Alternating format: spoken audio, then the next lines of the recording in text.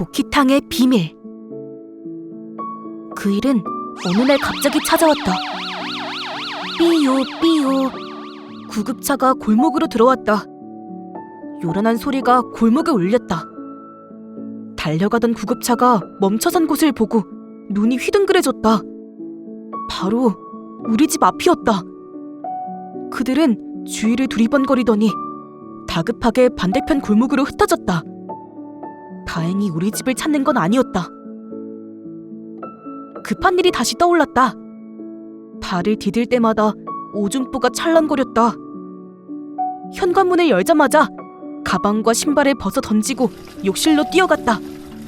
촤악! 욕실에서 물소리가 들렸다.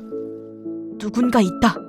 화장실은 하나뿐. 예의고 뭐고 욕실 문에 열어젖혔다. 욕조 안에 있는 아빠를 등지고 서서 재빨리 지퍼를 내렸다. 슬쩍 돌아보니 아빠는 물거품이 가득한 욕조에서 얼굴만 내밀고 있었다. 아빠! 내일 모레가 29일이야. 2월 29일. 무슨 날인지 알지? 그럼 4년 만에 돌아오는 우리 아들 생일을 까먹을까봐. 바다 보러 간다는 약속도 잊지 마. 그럼. 욕조물이 출렁였다. 다리 쪽에서 거품이 갈라지며 수면에 푸릇한 물빛이 비쳤다. 설마 바지 입고 욕조에 들어간 거야? 내 말에 아빠는 아랫입술을 깨물며 고개를 끄덕였다. 당황한 아빠의 눈동자가 빠르게 흔들렸다. 엄마와의 이별을 말하던 그날의 모습과 겹쳐졌다. 고태야, 너무 놀라지 마. 아빠가 조금 달라졌거든. 아주 조금. 쏴! 욕조물을 가르며 아빠가 다리를 들어 올렸다. 순간 놀라서 바닥에 주저앉고 말았다. 지느러미? 꼬리 지느러미는 반짝이는 비늘이 덮인 몸통으로 이어졌고 몸통은 아빠의 상체와 자연스럽게 연결되어 있었다. 꼭 진짜처럼 보였다. 나는 도망치듯 방으로 들어왔다. 아빠가 갑자기 낯선 모습으로 변했다. 반은 물고기, 반은 사람 모습을 가진 인어 아저씨가 된 것이다. 몇 번 신호가 울리고 엄마가 전화를 받았다. 엄마, 얼른 좀 와. 최대한 빨리. 아빠한테 큰일 났어. 와서 좀 도와줘. 큰일? 사고 난 거야? 엄마 목소리가 커졌다. 아빠가 갑자기 인어가 됐어. 그니까 빨리. 뚝! 갑자기 전화가 끊어졌다. 잠시 후 욕실 쪽에서 전화벨이 울렸다. 엄마가 아빠에게 전화한 것 같았다. 호태야, 왜 장난이야? 아빠랑 통화했거든? 아무 일 아니라는데? 진짜야. 아빠가 인어가 되어... 알았어. 엄마가 시간 되면 가볼게. 엄마는 내 말을 다 듣지도 않고 전화를 끊어버렸다. 갑자기 바닥이 울려댔다. 나는 살짝 문을 열고 밖을 내다보았다. 아빠가 욕실을 나와 안방으로 들어가고 있었다. 인어가 된 몸으로 움직이는 게 서툴고 힘들어 보였다. 아빠는 팔꿈치로 바닥을 짚고 몸을 질질 끌며 안방으로 향했다. 시간이 얼마나 흘렀을까? 안방으로 가보았다. 아빠는 끝내 침대로 오르지 못한 모양이었다.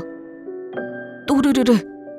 들썩이던 이불에서 작고 둥근 구슬들이 바닥으로 떨어졌다. 웬 구슬이지?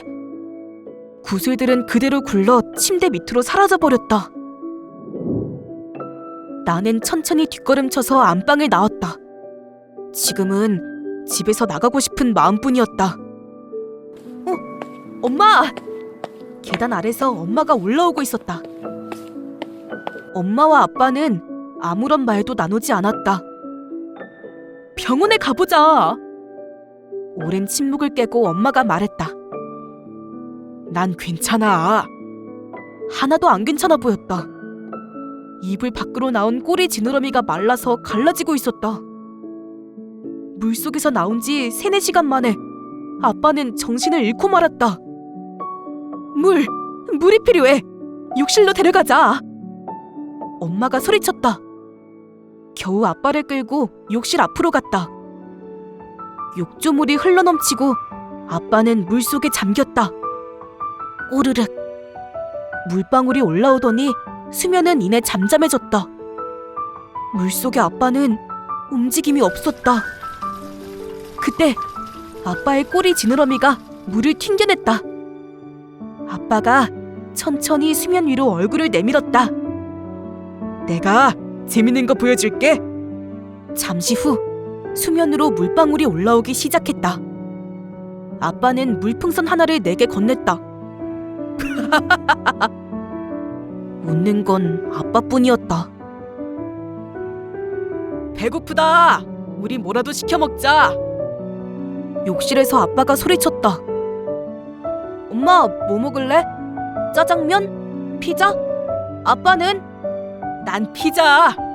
배달시키지 말고 직접 가져와. 그럼 할인 더 많이 해주는 거 알지? 여느 저녁처럼 아빠 목소리가 우렁찼다. 피자가 나오는 시간에 맞춰 집을 나섰다. 집 밖으로 나왔다. 오늘따라 가로등이 힘없이 흐려 보였다. 고장나서 깜빡거리는 것도 있었다. 답답한 마음에 골목을 빠르게 내달렸다. 아이쿠! 사거리 골목을 돌다가 뭔가와 부딪힐 뻔했다. 뒤집혀 헛바퀴가 도는 것은 휠체어였다. 그 옆에 사람이 쓰러져 있었다. 괜찮으세요? 나는 다가가던 발걸음을 멈추었다. 짧은 머리를 한 내 또래 아이가 힘겹게 상체를 일으켰다. 그런데 움직임이 좀 이상했다. 내 눈길은 아이 다리 부분에 쏠렸다. 아이는 서둘러 담요로 자신의 몸을 가렸다. 담요 밖으로 다리 대신 반짝이는 것은 물고기 꼬리였다. 자네, 혹시 이 근처에 목욕탕은 못 봤는가? 이상한 말투였다. 목욕탕요? 응, 복희탕이 여기 어디쯤 있을 텐데. 그때 골목에서 다급한 발소리가 들려왔다. 아이는 재건축을 위해 비워진 주택 쪽으로 휠체어를 움직였다. 그러고는 빌라 주차장에 세워진 낡은 트럭 뒤편의 어둠 속으로 몸을 숨겼다. 그 사이 사람들이 다가왔다. 꼬마야! 검은 옷 사람이 나를 불렀다. 혹시 근처에서 휠체어 탄 사람 봤어? 못 봤다고 말하고 싶었는데 고개가 저절로 끄덕여졌다. 어디로 갔어? 나는 머뭇거리다가 천천히 손을 들어 아이가 숨은 반대편 골목으로 손가락을 가리켰다. 잠시 나를 뒤쫓던 눈들이 내가 가리킨 방향으로 달려갔다. 나는 큰 길을 향해 뛰듯이 걸었다. 피자 가게에서 주문한 피자를 들고 나왔다. 천천히 골목을 걷다가 발걸음이 멈춰졌다. 평소 보지 못한 낯선 곳에 와 있었다. 복희탕? 목욕탕인가?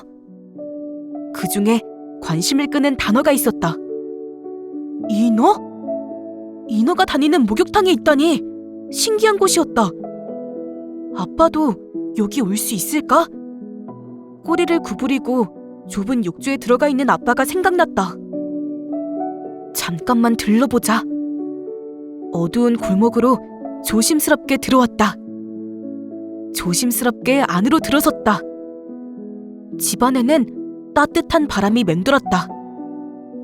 대문이 혼자 스르르 움직이더니 쿵! 문이 닫혀버렸다. 문고리를 잡아 당겼지만 쇠문처럼 무겁게 변해 있었다. 밀어도 당겨도 보았지만 문은 꼼짝도 하지 않았다. 소용없어. 복도 끝에서 소리가 들렸다. 사자 갈퀴 같은 회색 머리와 턱수염을 기른 할아버지가 서 있었다. 한 번 문이 닫히면 시간이 좀 지나야 다시 열린단다. 네? 얼마나요? 문에 등을 붙이고 서서 말했다. 한 10분쯤. 네? 그런 게 어딨어요? 그런 게 있어. 밖과 여기는 시간이 다르게 흐르거든. 시간이 다르다고? 뭐라는 건지. 여기가 목욕탕인 줄 알고 들어왔어요. 맞아. 여긴 보키 씨의 보키탕이란다. 내가 바로 보키 씨지. 여긴 특별한 곳이야. 4년마다 돌아오는 윤년 2월 29일에 딱 하루만 문을 여는 곳이지. 오늘은 아직 준비 중이고. 제 생일도 그날이에요. 2월 29일요. 넌 아주 좋은 날 태어났구나. 하늘과 땅, 그리고 중간계까지 모두가 즐거운 날이지. 그래, 너 아주 딱 마음에 드는구나. 내가 특별히 점괘를 봐주마. 넌 달을 다시 띄울 운명이란다. 띠링띠링. 골목을 걷는데 쉴 새 없이 휴대전화 알람이 울렸다. 아빠에게서 온 전화와 문자 알림이었다. 너 왜 이제 오는 거야? 전화도 안 받고. 무슨 일 생긴 줄 알고 걱정했잖아. 아빠가 빨개진 얼굴로 쉬지 않고 말했다. 왜 그래? 난 그냥 피자 찾아왔는데? 지금 새벽 1시야. 피자 가지고 오는데 몇 시간씩 걸리는 게 말이 돼? 엄마가 말했다. 진짜야. 나 아무것도 들리지 않고. 보키탕이 떠올랐다. 아주 잠깐 그곳에 들렀을 뿐인데 몇 시간이 흘러버렸다. 밖과 여기는 시간이 다르게 흐르거든. 보키 씨의 말이 귓가에 맴돌았다. 28일. 계획대로라면 아빠와 바다 여행을 가기로 한 날이다. 휠체어를 탄 아빠가 현관 앞에 있었다. 휠체어는 좁은 거실을 돌아서 식탁과 싱크대 사이로 빠져나오려다가 식탁 다리에 바퀴가 걸려버렸다. 나오지도 돌아가지도 못해 끙끙대던 아빠가 나를 보며 씩 웃었다. 뭐가 저리 좋은지 모르겠다. 괜스레 마음이 아려왔다. 다가가 아빠를 도와주려 했다. 됐어.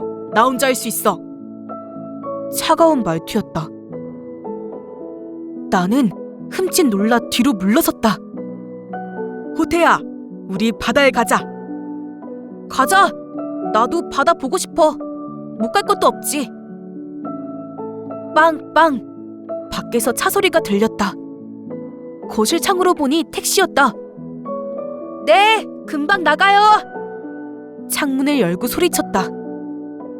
기사님은 빨리 내려오라는 듯 손목시계를 손가락으로 가리켰다. 가까운 곳에 가면서 이렇게 시간을 끌면 어떻게 합니까? 빵빵. 밖에서 몇 번 더 재촉하는 소리가 들렸다. 아빠는 계단 한 칸 한 칸 엉덩이를 질질 끌며 내려갔다. 쿵! 쿵! 엉덩이가 딱딱한 바닥에 떨어질 때마다 내 얼굴이 찌그러졌다. 가버렸어! 택시가 보이지 않았다. 10분도 기다리지 못해 가버리다니. 나는 무작정 휠체어를 밀고 골목으로 나왔다. 울퉁불퉁한 보도블럭에 휠체어 바퀴가 자꾸 걸렸다. 2월 29일 아침이 밝았다. 띵동. 누군가 찾아왔다. 현관 구멍을 통해 보니 검은 옷을 입은 사람들이었다. 발 연구소입니다. 전화 받고 찾아온 겁니다. 내가 전화했어. 아빠가 소리쳤다. 아빠는 인터넷을 뒤져서 도움이 될 만한 곳을 찾았다고 했다. 어서 오세요. 저는 발 원장입니다. 발 연구소의 건물 시설은 좋았다. 곳곳에 휠체어를 탄 사람들이 보였다. 그들은 다리 대신 지느러미를 가지고 있었다. 아빠 같은 사람들이 이렇게 많다니? 아빠와 나는 놀라서 서로 손을 꼭 움켜잡았다. 아빠는 이 방에서 지낼 거야. 엄마가 발 원장처럼 건조한 목소리로 말했다. 욕조와 침대가 나란히 있고 나무 책상과 의자 하나가 전부인 작은 방이었다. 아무 생각 없이 한참 걸으니 사거리 골목 쪽이었다. 빈집 주차장에 아직 트럭이 주차되어 있었다. 뒷바퀴 쪽에 뭔가 있는 것 같았다. 빡빡머리 아이였다. 아이는 몹시 지친 얼굴로 숨을 몰아쉬었다. 얼굴빛이 새하얘 보였다. 물통은 다 비워졌고 지느러미는 쫙쫙 갈라져 있었다. 나는 서둘러 아이가 탄 휠체어를 밀고 집으로 향했다. 빡빡머리 아이를 아빠가 있던 욕조에 넣어주었다. 고맙네. 자네가 날 2번이나 구해주었어. 말투가 거슬렸다. 아이 얼굴을 찬찬히 살펴보았다. 빡빡머리 이마에 잔주름이 많아서 늙은 것도 같았다. 하지만 역시나 내 또래였다. 아, 미안어이. 난 제동이라 하고 여기 나이론 100살은 더 먹었지. 조금 있다가 윤달이 뜨고 복희탕이 문을 열 때까지만 신세 좀 지세. 자네 아빠도 나랑 같은 모습이군. 저인이야. 그렇지? 저인이 흘린 눈물이 진주가 되는 건 알고 있나? 제동이가 엉뚱한 걸 물었다. 나는 고개를 끄덕였다. 눈물 진주는 슬퍼서 흘리면 푸른빛으로 변하네. 자네 아빠가 아주 슬펐는가 보네 그려.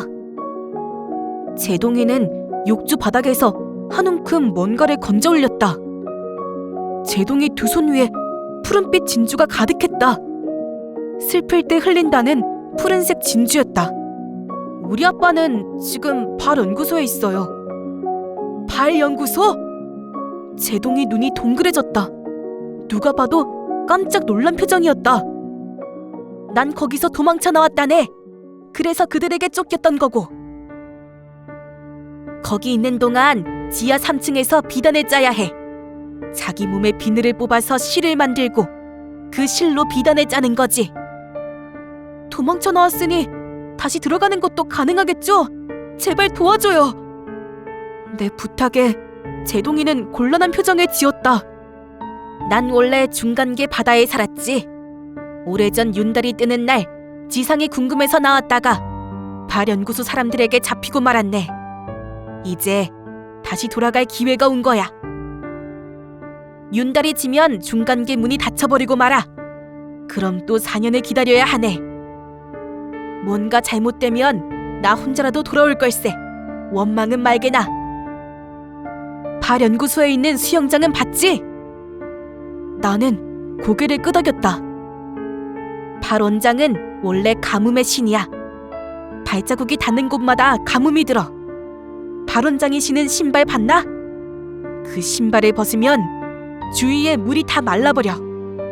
두꺼운 천과 고무로 꽁꽁 싸매서 나름 그 힘을 조절하는 거라네. 그게 지금 우리랑 무슨 상관이에요? 물론 상관 있지. 발 원장이 매일 발 씻는 시간이 있다네. 하루에 한 번은 꼭 씻지. 근데 발만 담그면 물이 사라지니까 엄청 많은 물이 필요해. 그래서 강의 물을 직접 끌어다 쓰지. 우리는 그 물을 이용해 들어갈 거네. 자네 준비되었나? 들어가세. 제동이가 강물을 가리켰다. 강물은 까만색이었다. 나는 눈을 깜빡이며 강물과 제동이를 번갈아 보았다. 여기를 헤엄쳐 가자는 거예요? 아무것도 보이지 않는 검은 물속으로 들어가라니 덜컥 겁이 났다. 용기를 냈다. 신발을 신은 채로 한쪽 발을 강물에 담갔다. 풍덩! 제동이가 강물 속으로 뛰어들었다. 물속으로 들어갔다 나온 제동이는 입으로 물방울을 만들었다. 수박만한 물방울을 내게 던져주었다. 제동이는 얼굴에 쓰라는 신용을 했다. 물방울을 머리에 힘껏 눌렀었다. 뽁!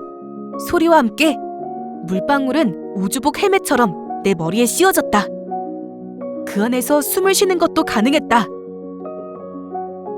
발 원장이 발 씻는 시간은 9시야. 꼭 그 전에 돌아와야 한다네. 서두르게. 맨 끝방이 아빠 방이었다.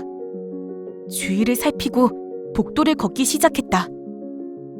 방 한쪽에 있는 욕조에 아빠가 보였다. 꺽꺽 울고 있었다. 아빠가 돌아보고는 깜짝 놀라 손등으로 급히 눈물을 닦았다. 나는 문 앞에 서서 고개만 끄덕였다. 방바닥 여기저기 푸른빛 눈물 진주들이 흩어져 있었다.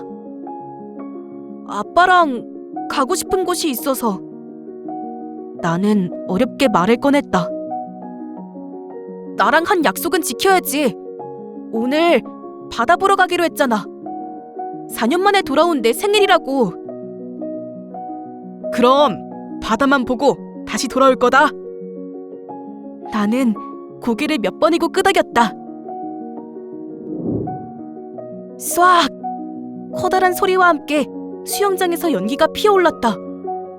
발원장의 요란한 발씻기였다. 문틈으로 새어나온 흰 연기가 복도에 가득했다. 짙은 연기 사이로 숨는다면 어떻게든 움직일 수 있을 것 같았다. 너! 발원장이 벌떡 일어났다. 하얀 수증기를 가르며 발원장이 우리 쪽으로 성큼성큼 다가왔다. 우리는 간신히 마지막 물 흐름을 타고 강과 연결된 파이프 안으로 빨려 들어갔다. 파이프를 빠져나와 슉! 우리는 로켓처럼 곧장 수면 위로 솟아올랐다. 복희탕을 찾는 일은 어렵지 않았다. 우리는 횃불을 밝힌 골목으로 걸어 들어갔다.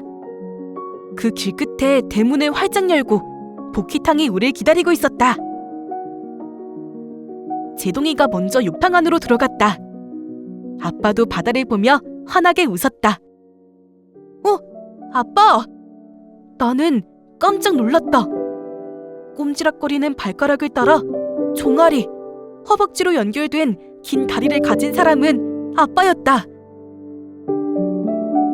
한 번 바다에 들어간 아빠는 물 밖으로 나오지 않았다.